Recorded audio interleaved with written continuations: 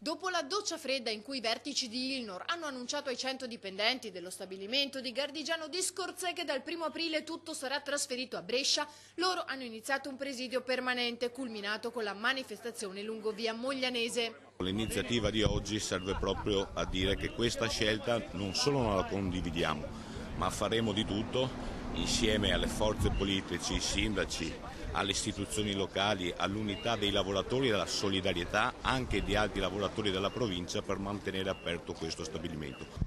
Non è l'ultima e continueremo perché non possiamo accettare che 100 famiglie rimangano senza lavoro per un motivo, nonostante ci sia stato un accordo già fatto nelle sedi preposte.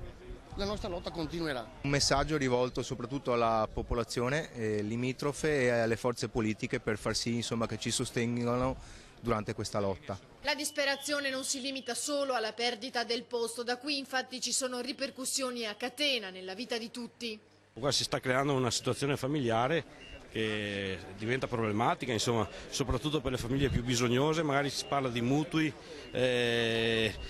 famiglie numerose che hanno dei figli, insomma, che vanno a scuola, e tutte queste cose chiaramente non possono portare che disastri a livello familiare, l'economia appunto familiare. L'Italia non può continuare ad andare avanti così a chiudere le fabbriche e basta, bisogna creare posti di lavoro. I 100 dipendenti non mollano, confidano nell'incontro di lunedì con i politici del territorio, il 12 poi andranno a Roma.